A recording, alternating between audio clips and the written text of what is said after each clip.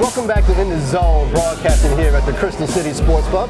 I'm your man, James Flamez, of course joined by Jason Herbek, and now we're joined by the one and only Rocky from the Kev Rock Show. What's up, man? Not much, man. Appreciate you guys having me on tonight. Yeah, thanks for coming, man. Yeah, thanks for joining us, man. You know, I have a feeling this is going to be good. Oh, you know, we'll see. You know, and like I said, don't feel, bad if you have to take Jason out on a couple agree with points. James and you'll be all right. If the talent behind the camera is better than in front of the camera, that's going to be a problem. Man, look at that. We're getting shots right off the top. Right off the top. Well, in case for the audience doesn't know you, let me ask you straight up. How long have you lived in the area, and how long have you been a DC sports fan? I'm basically a lifelong resident of the Washington, D.C. area. I lived in Virginia for my young adult life, and in Maryland, Oxon Hill, I claim, for my young adult life. So when anyone asks me where I'm from, generally it's Oxon Hill. Mm-hmm. And what high school did you go to? Oxon Hill. Oxon Hill High School. High school. Did you play any sports there? Play football, and a bevy of other sports other than chasing women. It's a good sport. Yeah, that's a full-time job right there. That's right. So what's the best way to describe the style and format of your radio show?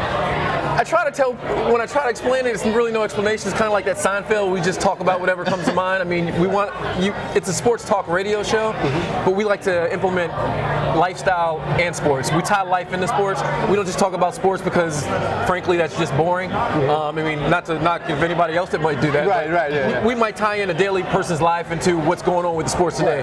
With Albert Hainsworth, we might try, hey, what's going on in your home life? What kind of money are you making at your job? To say, hey, this is not enough for me. You know what I mean? So, I mean, we try to keep the levity there because you don't want to just hear the same stuff over and over and over about a certain topic. Bring a different aspect to it, and you'll get the people's attention. Right. Have you always wanted to do radio, or is this just something that's come up to you recently that you feel compelled to get, your voice out there? I want to bite my tongue, but I won't. Literally 3 years ago, radio wasn't on my mind. TV wasn't on my mind. But when Kevin and a buddy of ours, Jeff, brought it up to me and said, "Hey, would you be interested in doing it?" My first answer was no. I'd rather spend time with my kids. Plus, I'd never even thought about doing radio. And after a little chat and a little talking me into, a little negotiating, they talked me into doing it. And 3 years later, here we are. So you had no broadcasting experience at all? Just shooting the crap with the boys. So it's all natural. I mean, basically, because me and Kevin have a pretty good rapport. Before we started doing this, we used to work for Don and Mike, or actually for Mike O'Mara at his restaurant. Kevin used to do DJ, and I was a marketing guy. And at the end of the nights when the events were going on, we'd stand in the back of the room and basically talk about all the drunk girls that were coming through. So from that point on, we just built our rapport. And what you hear on the radio is just how we act off the air. It's the same way we are on the air. Yeah, and when I'm listening to your show, that's one of the things that I notice is that when you talk to the audience, it really feels like you're hanging out with you guys. Yeah, sometimes when people call in, they'll start cussing because they're like, "Man, I'm sorry, it just felt so comfortable with you guys." I forgot. My bad. I forgot. And the thing is, you guys don't hear me a lot because I'm dropping F-bombs, N-bombs, I'm dropping all kind of bombs, and it gets dumped. But it's because me and Kevin are almost like we're talking to each other without anyone else listening. And that's just kind of how you get the authenticity of the show. Making that dude with the finger on the button make his money. Yeah, Hurricane is always like. One time we had a fill-in producer, and I just dropped the F-bomb, and I even said it like the guy on Christmas Story. I said it slow. I was like, "Oh," and then he looked at me. It's like I can't believe it's like, "Yo, hit the dump button." So sometimes it just happens. And so you mentioned Albert Hainsworth. What are some of the most memorable sports figures or personalities that you've had on the show? D'Angelo Hall called in on his own, and I don't want to make him up to be the most memorable, but memorable for our show. But he heard us talking about him not making an interception and running out of bounds instead of running the quarterback over, and he called in to defend himself. And then he went on to say, "Hey, I love you guys' show," and that just kind of brought pause to us. Like, man, dudes are just listening to us all over. And then I have people like James Brown call in and say, "Hey, I love the show. You're doing a great job." Well, not calling, he emailed me.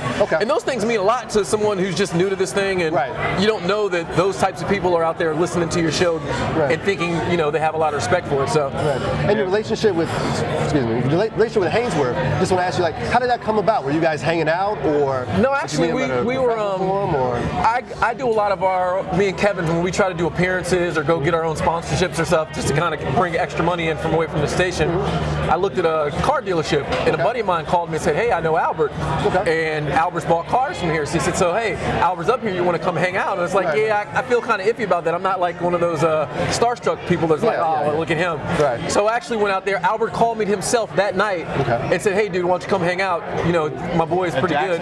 Yeah, exactly. right. So we went and hung out there and didn't talk about sports the entire night, just hung out like boys. And dude's really cool, laid back. Because y'all got exclusive interviews with him. He called us for both, you know, I talked to him the very next day after the first time we met, and he called us 3 minutes after his plane landing in Detroit. And there were things that me and him talked about off air that I didn't mention, and he appreciated that. And there were, you know, you don't want to say, you know, what you did to get to where you were. So he appreciated that I didn't just put him on Front Street like that. Right. And the second interview that we got, he called me. I'm sitting there with my girls, and you know, at 6 o'clock in the evening, he goes, Rock, I want to go on the air, and I'm sitting here like, oh crap, I have a show on a Tuesday. I don't know, I don't know what to do. So I called my PD. He says, we'll put you guys on the air, and he just opened up. Nice. So besides the sports radio show, is there any other business ventures you're looking to get in? I mean, I have my own consulting business. I do sports marketing, product and brand marketing. But other than that, I mean, we've gotten the TV bug. We've done some Fox 5 stuff, some Comcast stuff. So right now, we try to stay diverse in what we're doing. And obviously that brings in money. And if that can retire me sooner than later, I'm all for it. Right. Question here. Out of all the DC sports teams, which ones are you the most diehard for? Because you have to have your favorites. I mean, got to pick the Skins town. I have to say nowadays it's unfortunately the Skins, but I'm not one of those fair weather guys. I'm going to stick with them thick through thin. And we may, you know, get on our team, but we love our team, me and Kevin. Right. And I don't really appreciate just everyone wants to just dog them so much. Then why are you in even the DC sports arena, the media? If you're always wanting to dog them, say something good about them. Right. Just get out of town. But that's just our take on it. Right. I mean, it seems to be a fashionable thing to just bash the Redskins. It's like now it's trendy. You know, it's like now you don't even have to say anything, or they don't have to do anything that's slightly bad. Like even when Joe Gibbs was here, one thing that was interesting to me is that everybody bashes Gibbs. And now, granted, you know, he wasn't the Gibbs of old, all right? But when you think about it, 4 years, 2 playoffs, I mean, that says something. Well, let me tell you what a perfect scenario would be. If the Redskins win 16-0, or we didn't have a season, I want to see what everyone talks about. Because me and Kevin, I always say it on there, we're going to be okay. We got something to talk about. Right. What's everyone else going to talk about? Right. Yeah. Well, hopefully they're on the right track. I know Jason may disagree with me a little bit. Yeah, I don't quite agree that they're on the right track. Yeah.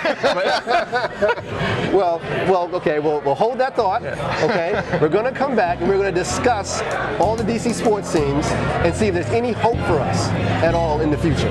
No. It's a downtime. But we'll go to break anyway. We'll go to break and we'll Go talk Cavs. about that. Go Cavs. Right. Exactly. So keep it locked right here. You're watching In the Zone. Yeah. I hope you have some hope. Some glimmer. Ovechkin. Ovechkin? And Leonte is buying the Wizards. I think it helps.